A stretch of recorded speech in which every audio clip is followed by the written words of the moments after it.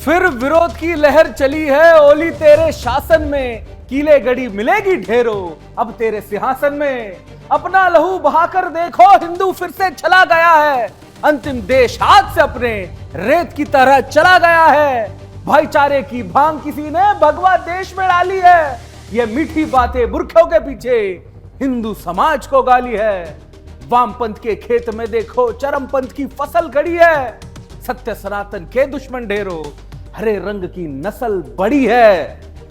आजकल दिन रात लोग टीवी से लेकर सोशल मीडिया प्लेटफॉर्म तक नेपाल पर नजर गड़ाए बैठे हुए हैं। हर कोई अपनी जानकारी और अनुमानों के हिसाब से नेपाल के जेनजी क्रांति को डिकोड कर रहा है। तो कह रहा है कि ये क्या बात हुई, स्कूली लड़कों ने फेसबुक के लिए पूरे देश में आग लगा दी। कोई चाय की चुस्कियों के साथ इसमें दाऊद और आईएसआई का एंगल निकाल रहा है। तो कोई कहता है कि ट्रंप का काम है, भाई सीआईए को काम पर लगाया है, वो चाहती ही नहीं है कि भारत विश्व गुरु बने।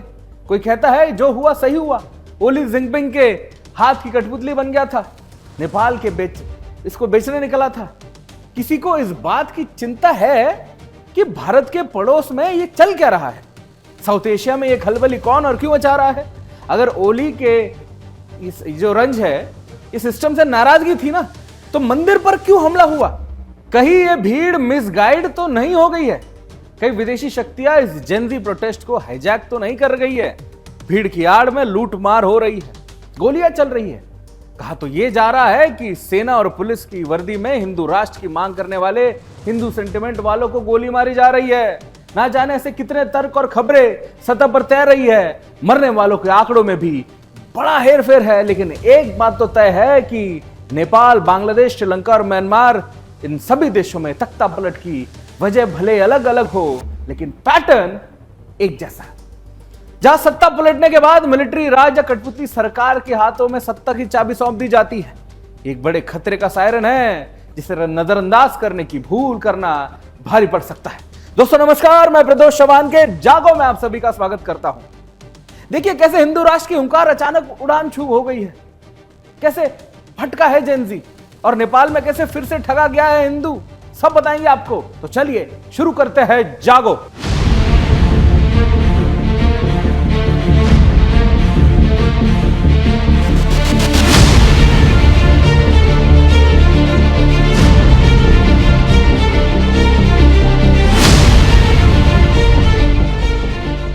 आगे बढ़ने से पहले आपको यह अपडेट दे दें कि नेपाल में राजनीतिक परिदृश्य में नया मोड़ आया है। जेनजी आंदोलन ने वर्चुअल बैठक की है और अस्थायी नेतृत्व के लिए पूर्व प्रधान न्यायाधीश सुशीला कार्की को चुना गया है। वो अभी इंटरिम प्राइम मिनिस्टर होंगे। यह फैसला लगभग 4 घंटे चले जूम मीटिंग में लिया गया था। बैठक में यह सहमति बनी कि कोई भी राजनीतिक दल से जुड़ा युवा नेता वार्ता में शामिल नहीं होगा, ताकि नेतृत्व पूरी तरीके से निष्पक्ष और पारदर्शी रहे।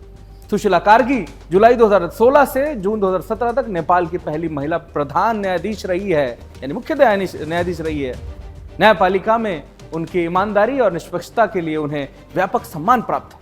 उनकी नियुक्ति ऐसे समय हुई है जब नेपाल में राजनीतिक अस्थिरता चरम पर है। प्रधानमंत्री केपी शर्मा, ओली, अभी अली है ओली, है तो इस पर अभी सोशल मीडिया पर बात बनी हुई है, लेकिन इनके इस्तीफे और राजधानी काठमांडू में सेना की तैनाती के बीच जेनजी आंदोलन ने निष्पक्ष और सक्षम नेतृत्व के लिए यह कदम उठाया है।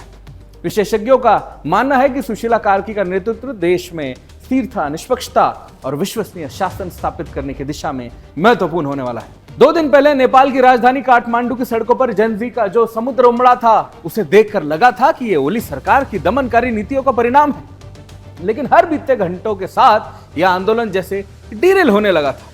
आंदोलनकारी पीछे हटे नहीं, ओली माने नहीं, नतीजा सबके सामने है। नेपाली जो पार्लियामेंट है उसको भी आग लगा दी गई, राष्ट्रपति भवन को आग के हवाले कर दिया गया था।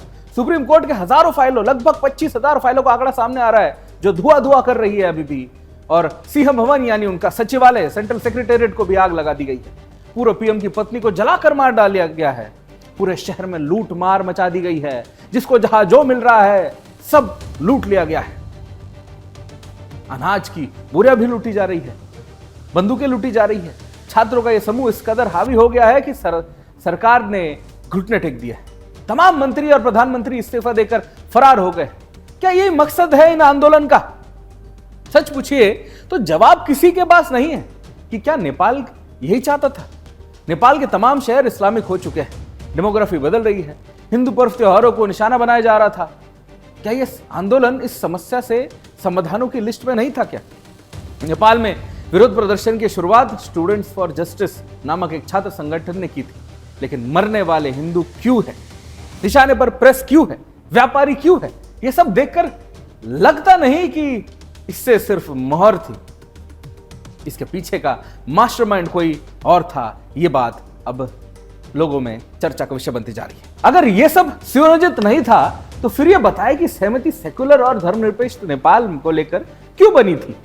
क्यों सेकुलर नेपाल को लेकर अभी ये माना गया है?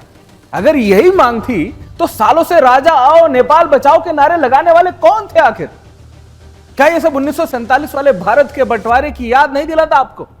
जैसे जिन्ना ने बंटवारा करके एक मुस्लिम देश तो ले लिया और भारत को सेकुलर बनाकर हिंदू राष्ट्र की सोच को वही कुचल दिया गया था, जो भारत के लिए किसी अभिशाप जैसा बन गया है। कहीं इसमें आईएसआई का बड़ा रोल तो नहीं है? कहीं इस आंदोलन के पीछे चीन, आईएसआई, सीआईए और वामपंथी गैंग के एक सुनियोजित प्लान का हिस्सा तो नहीं है? आज जो कुछ नेपाल पर हो रहा है वही नेपाल की जन आकांक्षा थी। नेपाल की परवाह के नाम पर नेपाल को लूटना कैसे आंदोलन है? या तो हिंदू राष्ट्र की सोच को किसी एजेंडा के लिए कॉम्प्रोमाइज किया गया है, या फिर इस आंदोलन को विदेशी शक्तियों ने हाईजैक कर लिया है। गुस्सा अगर सरकार से है तो निशाना पशुपतिनाथ मंदिर क्यों था? मंदिर सिर्फ ईंट पत्थर से नहीं बनता दोस्तों, बल्कि पूरे हिंदू समाज की आस्था और पहचान का प्रतीक है ये। मंदिर के दरवाजे तोड़ने की कोशिश क्यों की गई? क्या कोई हिंदू कर सकता था क्या? इस खूनी आंदोलन की दिशा को समझिए। सैकड़ों लोगों की भीड़ ने पशुपतिनाथ मंदिर को घेरा, मंदिर के अंदर जलते कपड़े व अन्य चीजें फेंके और गेट भी तोड़ दिया था। ये सभी लोग युवा थे।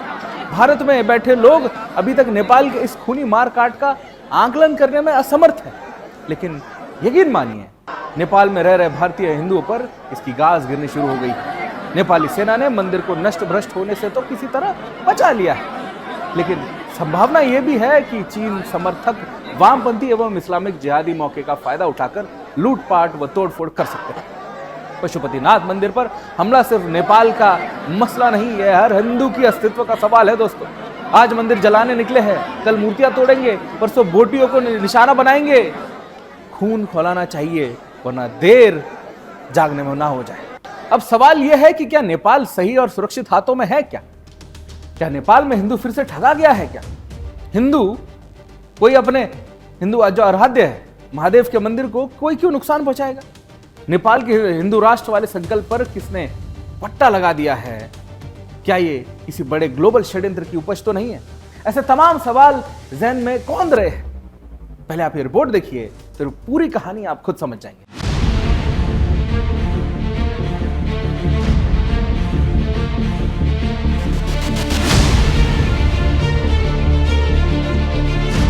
नेपाल में सत्ता परिवर्तन हो चुका है, लेकिन तस्वीरें जो निकल के आई हैं वो हर हिंदू के हृदय को विचलित कर देंगी। दरअसल पशुपतिनाथ के मंदिर पर कुछ लोगों ने चढ़ करके हमला कर दिया। आखिर में हिंदू राष्ट्र की मांग करने वाले युवा, उस देश के युवा जो भ्रष्टाचार के खिलाफ सड़कों पर उतरे हुए हैं, उस देश के युवा जो असमानता के खिलाफ सड़कों पर उतरे हुए हैं, आखिर में मंदिर के ऊपर हमला कैसे कर सकते हैं? जेन जी के नाम से शुरू हुआ नेपाल में युवाओं का आंदोलन अब तख्ता पलट के बाद सेकुलर राष्ट्र बनने की ओर अग्रसर है, जिससे लग रहा है कि नेपाल का हिंदू एक बार फिर से ठगा गया है। लेकिन कैसे, आइए जानते हैं। हिंदू राष्ट्र और राजशाही की मांग के साथ शुरू हुआ नेपाली हिंदुओं का आंदोलन ओली सरकार को भगाने पर मजबूर कर चुका है। इस आंदोलन में अब तक 22 से ज्यादा युवाओं का बलिदान हो गया है। आंदोलनकारी जेन जी युवाओं की भीड़ की आड़ में कुछ घुसपैठिए भी घुस आए हैं, जिसका प्रमाण है पशुपतिनाथ मंदिर पर हमला, राष्ट्रपति भवन, संसद भवन में आग और सुप्रीम कोर्ट को आग के हवाले करना। सुप्रीम कोर्ट में 25,000 से ज्यादा केस की फाइलों को जला करके राख कर दिया गया। ये घटना कोई राष्ट्रभक्त नेपाली हिंदू कभी नहीं कर सकता, क्योंकि उनका लक्ष्य भ्रष्ट और तानाशाही ओली सरकार को उखाड़ फेंकना था, न कि नेपाल की आन बान शान को नुकसान पहुंचाना। लेकिन बड़ा सवाल तब खड़ा होता है जबकि ये आगजनी हो रही है और आखिर में इसके पीछे किसका हाथ है और आखिर में इसको करवा कौन रहा है। नेपाल में बड़ी मात्रा में बांग्लादेशी घुसपैठिए और रोहिंग्या मुसलमान का कब्जा हो चुका है। वहां के सीमावर्ती जिलों में डेमोग्राफी बदली जा चुकी है, जिससे ये साफ होता है कि जेन जी आंदोलन की आड़ में घुसपैठियों ने नेपाल की पहचान पशुपतिनाथ मंदिर पर निशाना बनाया और उसका गेट तोड़ना चाहा, लेकिन सेना ने ऐसा होने से बचा लिया। दरअसल ये मंदिर के ऊपर हमला नेपाल के लोगों ने नहीं, हिंदू राष्ट्र की मांग कर रहे युवा ने नहीं, बल्कि वहाँ पे कुछ घुसपैठिए ने किए हैं। दरअसल रोहिंग्या मुसलमान लगातार नेपाल में घुसते चले जा रहे हैं और ऐसे कृत्य कर रहे हैं जैसे हिंदुओं को तोड़ा जा सके और उनकी भावनाओं के साथ खेला जा सके। ये तो साफ हो गया है कि ये नेपाली हिंदू कभी नहीं हो सकते, जरूर ये घुसपैठिए और नेपाल के दुश्मनी होंगे। लेकिन अब बात अंतरिम सरकार बनाने की चल रही है।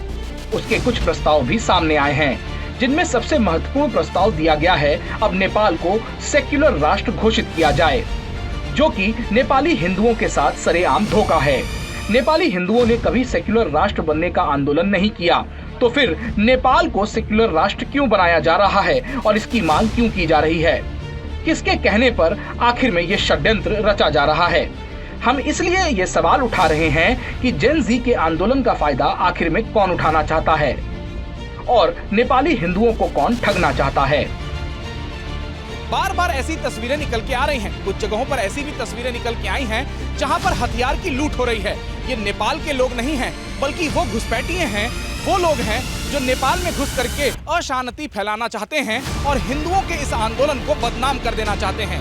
लेकिन दरअसल समाज में जिस तरीके से सवाल उठाए जा रहे हैं, सबसे बड़ा जो प्रश्न है वो ये उठता है कि आखिर में ऐसा कौन लोग हैं जो कर रहे हैं और क्यों ऐसा किया जा रहा है।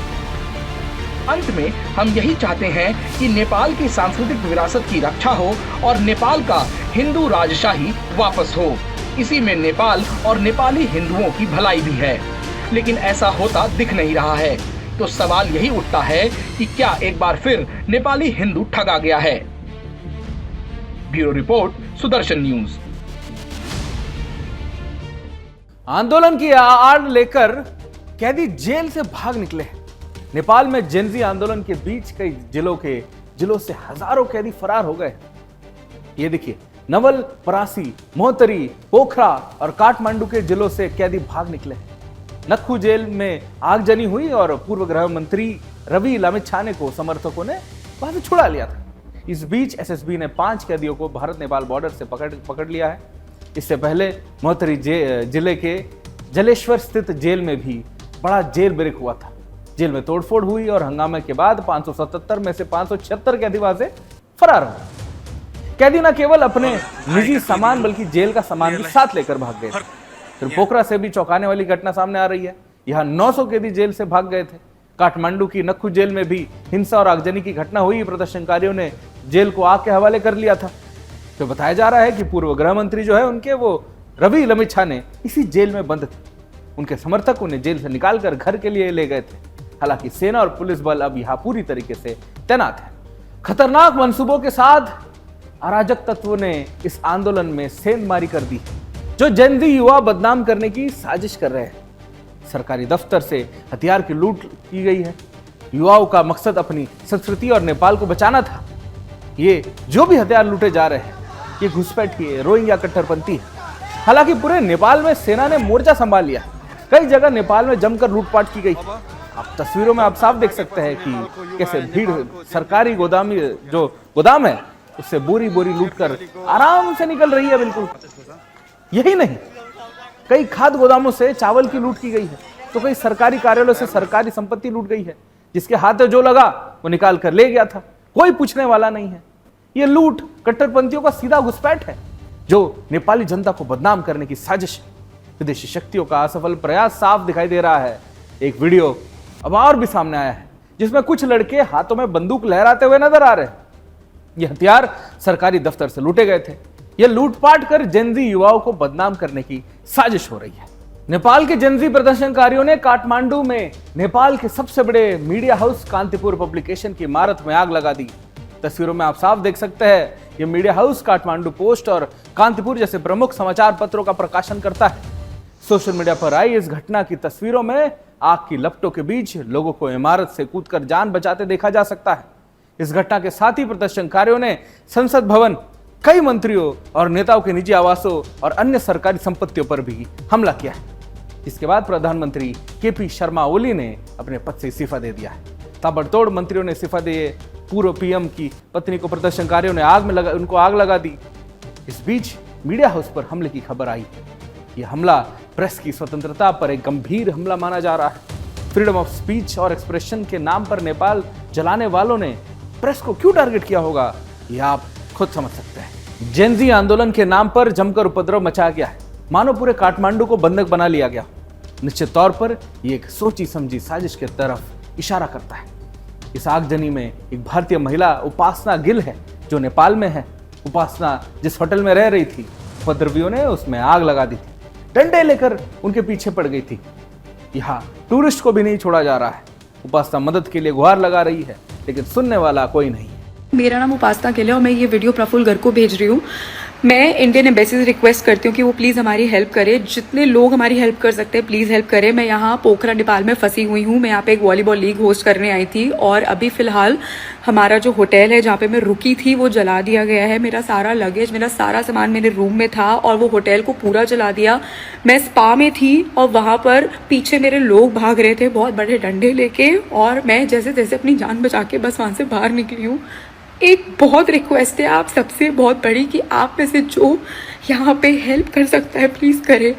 बहुत बुरी हालत है यहाँ पे, जगह जगह रोड पे आग लग रही है। यहाँ पे टूरिस्ट को भी नहीं छोड़ रहे हैं। उनको कोई फ़र्क नहीं पड़ता कि यहाँ पे कोई टूरिस्ट है, यहाँ पे कोई काम करने आया है।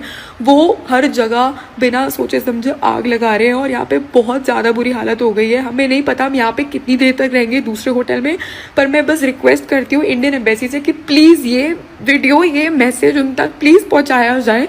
हाथ जोड़ के रिक्वेस्ट है आप सबसे, प्लीज़ हेल्प अस। यहाँ पे बहुत सारे लोग हैं मेरे साथ और हम फंसे हुए हैं यहाँ पे। टीम सुदर्शन नेपाल के काठमांडू में तैनात है, पल पल की अपडेट आप तक पहुंचा रही है। इस हिंसात्मक आंदोलन के बीच कैसे हिंदू पर्यटकों को निशाना बनाया गया था, आपको हमने दिखाया था। हमारे संवाददाता ने इस अफरा तफरी के माहौल में नेपाल के हर वर्ग से बात की है। ऐसे हमले में हमने हिंदू व्यापारियों से बात की है। उनका साफ कहना था कि हमें तो हिंदू राष्ट्र ही चाहिए। आप खुद सुनिए नेपाल के दिल की बात क्या है। हमारे साथ नेपाल के व्यापारी मौजूद हैं, उनसे जानेंगे किस तरह से नेपाल के हालात हैं और अब नेपाल के जो लोग हैं वो क्या चाहते हैं। क्या नाम है? नेपाल में एक संवैधानिक राजतंत्र की बहाली हम चाहेंगे और एक यहाँ पे सही रूप से शासन प्रशासन का परिचालन सही हो जाए, शांति सुरक्षा हो। इस प्रकार से विकास मूलक कि वो देश आगे बढ़े। जो हुआ वो नहीं होना चाहिए था, लेकिन जितना हुआ वो सब ठीक है जैसा है। लेकिन अब हम तो चाहते हैं कि राजा का शासन राज्य में होना चाहिए। इसके अलावा अब कोई विकल्प नहीं दिखाई दे रहा है। एक संवैधानिक राजतंत्र ही होना चाहिए हमारे ख्याल से। ऐसा हमारा अपना ये ओपिनियन है, अपना विचार है। जब राजा है तो राजा है, तो फिर हिंदू है, हिंदू है तो राजा है। स्थितियाँ इस प्रकार से हैं। देखिए, नेपाल में जिस तरह से बवाल हुआ और वहाँ की सरकार की तख्ता पलट हुई, अब नेपाल के आर्मी के हाथों में वहाँ की बागडोर है। लेकिन नेपाल के जो लोग हैं, अभी हम बातचीत कर रहे थे, उनका कहना है कि नेपाल के राजा को सत्ता सौंपी जाए, क्योंकि नेपाल पहले हिंदू राष्ट्र रह चुका है और नेपाल के जब राजा का शासन था तो नेपाल की जनता काफ़ी खुश हुआ करती थी। भ्रष्टाचार नहीं था, कोई ऐसी अराजकता नहीं थी। लेकिन जब से नेपाल में ये ओली की सरकार और माओवादियों की सरकार बनी, तब से नेपाल में भ्रष्टाचार काफ़ी बढ़ गया। इसी की वजह से नेपाल में तख्ता पलट हुआ है और नेपाल के जो लोग हैं वो केवल राजतंत्र और हिंदू राष्ट्र बनाने की ओर बढ़ रहे हैं। रामजी सोनी, नेपाल बॉर्डर, रुपड़ी। हमारा मकसद यही है कि इस अराजकता के बीच में नेपाल की आवाज को ना घोट दिया जाए। हमने जान के बाजी लगाकर सच की परतें खोली ताकि नेपाल का सच दुनिया के सामने आ सके।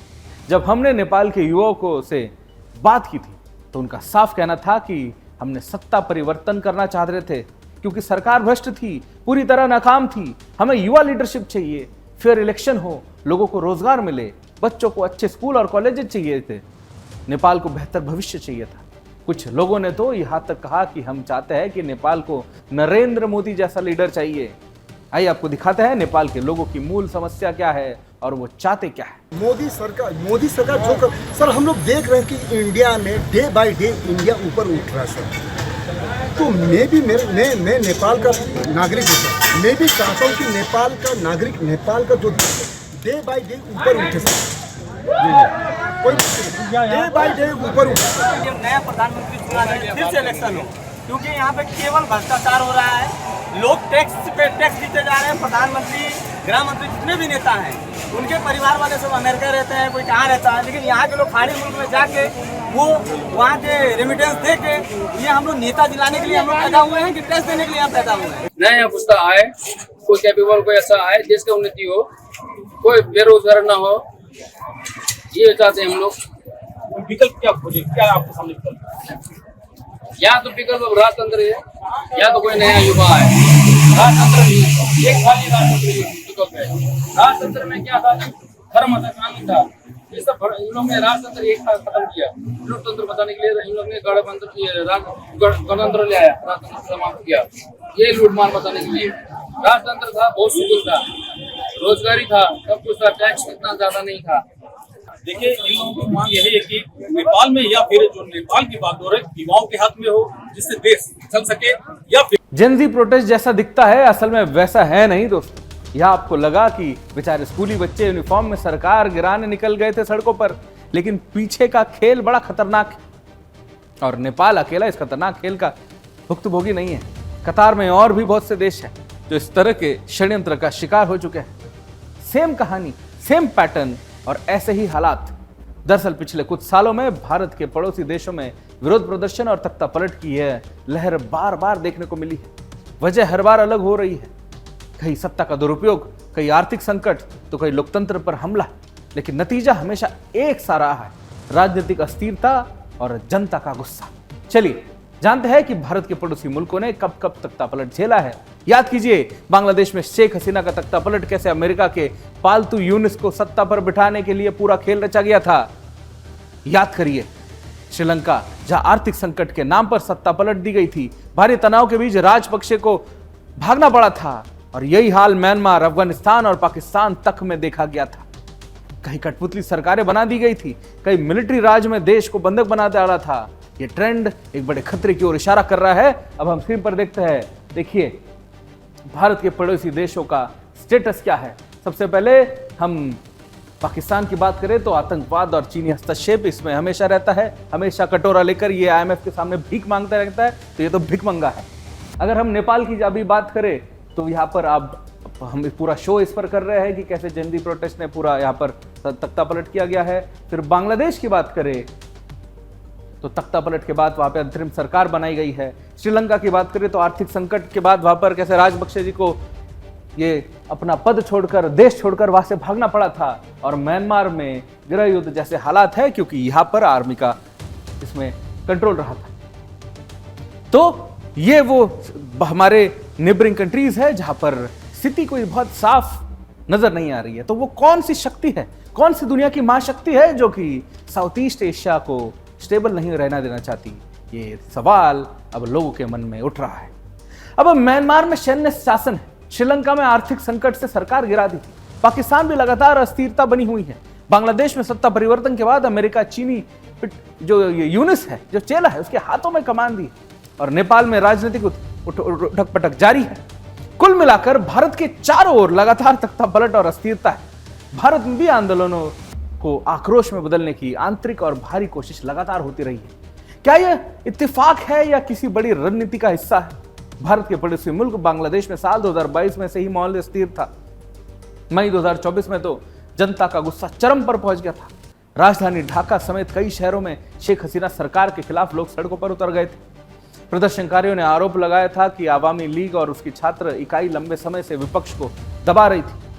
अगस्त 2024 में प्रदर्शनकारियों की वजह से देश में हालात इतने बिगड़ थे कि शेख हसीना को सत्ता छोड़कर, प्रधानमंत्री पद छोड़कर देश से भागना पड़ा था। भारत का दूसरा पड़ोसी भारत भी सत्ता संकट का शिकार रहा है। मई 2023 में जो तोशखान मामले में इमरान खान की गिरफ्तारी ने देश भर में आग लगा दी थी। लाहौर से लेकर इस्लामाबाद तक सरकारी इमारतें जलने लगी थी, यहां तक कि सेना के ठिकाने भी निशाने पर आ गए थे। देश में कर्फ्यू जैसे हालात बन गए थे। 10,000 से ज्यादा लोगों की मौत हुई थी। एक और पड़ोसी मुल्क श्रीलंका भी वहां पर हालात ठीक नहीं है। 2022 में श्रीलंका में आर्थिक संकट ने जनता का धैर्य तोड़ दिया था। वहां पर बिजली कटौती, महंगाई और ईंधन की कीमतों ने विरोध की चिंगारी को भड़का दिया था। विरोध प्रदर्शन का आलम यह था कि हजारों लोग कोलंबो में राष्ट्रपति भवन तक जा पहुंचे और तत्कालीन राष्ट्रपति महिंदा राजपक्षे को देश छोड़कर भागना पड़ा था। भारत के नॉर्थ ईस्ट रीजन में सटे म्यांमार में भी फरवरी 2021 में हुई सैन्य तख्तापलट ने देश को आज तक चैन से नहीं बैठने दिया है। सोचिए, 4 साल हो गए देश में, तब से हालात अस्थिर है। वहां पर सेना पर सत्ता ये काबिज करके बैठी है और नेता आंग सान सू जेल में है।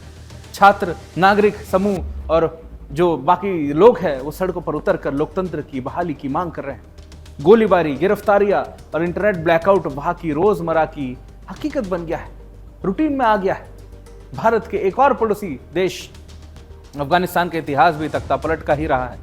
अगस्त 2021 में अमेरिका की सेना हटने के बाद अफगानिस्तान में तालिबान का कब्जा हो गया है। जब अफगानिस्तान की राजधानी काबुल में तालिबान का शासन हो गया तो राष्ट्रपति अशरफ गनी देश छोड़कर भाग गए। तब से वहां लोकतांत्रिक व्यवस्था की जगह एक कठोर शासन तालिबान के नाम से कायम है। नेपाल में मौजूदा हालात दक्षिणी एशिया की अस्थिरता का ताजा चेहरा है। यहाँ सोशल मीडिया बैन ने युवाओं की आजादी पर चोट की है। जेन जी पीढ़ी जो डिजिटल स्पेस में जीती है वह इसे अपनी अभिव्यक्ति के अधिकार पर हमला मान रही है। यही वजह है कि विरोध सिर्फ ऑनलाइन ही नहीं रहा है बल्कि सड़कों तक पहुंच गया है और हिंसक हो चुका है। ऐसे में सवाल यह है कि नेपाल का यह आंदोलन थमेगा या फिर श्रीलंका और बांग्लादेश जैसे संकट का रूप ले लेगा। बहरहाल इन सबके बीच भारत में आधे मोर्चे वाली लड़ाई ज्यादा खतरनाक साबित हो रही है। नेपाल जल रहा है तो वामपंथियों के साथ मिलकर कांग्रेसी और सपाई इसमें भारत की रेफरेंस देने में जुटे हैं। ट्विटर पर वॉर छिड़ गया है, पूछ रहे हैं कि अगला नंबर किसका है। इशारों में मोदी सरकार को लपेट रहे हैं। आप खुद देख सकते हैं कि सपा और कांग्रेस के जहरीले ट्वीट जिसमें वो अपने ही देश की सरकार पर कीचड़ उछाल रहे हैं। पूछते हैं कि हु इज नेक्स्ट, यानी ये जानते हैं कि बांग्लादेश और श्रीलंका वाली स्थिति भारत में भी आने वाली है क्या। ये एक बड़ा खतरा है। अगर देश का विपक्षी देश की जनता को देश की सरकार और व्यवस्था के खिलाफ उकसा रहा हो तो ये सोचने वाली बात है। ट्वीट तो छोड़िए, देश विरोधी जहर तो ऐसा लबलबा कर भर पड़ा है इस विपक्ष के कलेजे में कि उफान मारकर बाहर निकल रहा है, वोल्केनो इरप्शन जैसा बाहर निकल रहा है। आपके बड़बोले नेता संजय सिंह, जिन्हें ना तो पंजाब के किसानों की कोई संघर्ष की परवाह नहीं है, वो नेपाल की अराजकता में भारत का अक्स तलाश रहे हैं, तो वही लालू के लाडले मनोज झा के दिल में भी बुरे ख्याल गुलांचे मार रहे हैं। आप खुद सुनिए इनकी मंशा क्या है। देखिए, ये सब चीज इसी ओर संकेत करता है कि भाई लोकतंत्र के अंदर अगर आप जनता के अधिकारों को छीनेंगे तो उस पर फिर विद्रोह होता है। तो इसलिए नेपाल से हमारे देश के आकाओं को भी सबक लेना चाहिए। लोग बाइकआउट कर देंगे भाई, बांग्लादेश में देखा ना क्या हुआ। इसलिए तो हाथ जोड़ के हर बार कहते हैं चुनाव आयोग से कि बांग्लादेश के चुनाव आयोग को अपना आदर्श मत मानिए। ये सुकुमार सेन आपके प्रथम चुनाव आयुक्त थे। थोड़ा पढ़िए, थोड़ा सीखिए, संवेदना रखिए। ये मरेगी तो बांग्लादेश आपका आदर्श हो जाता है। राजनीति का इतना गिरता स्तर चिंता की बात है दोस्तों। सियासत में देश को लाना और देश पर सियासत करना बड़ा दुर्भाग्य है। वोट बैंक के लिए जनता को गुमराह करना, देश की एकता अखंडता को कटघरे में खड़ा करने का यह ट्रेंड खतरनाक है। बच के रहिए ऐसे नेताओं से, क्योंकि इनकी मंशा इनके बयानों से साफ झलक रही है।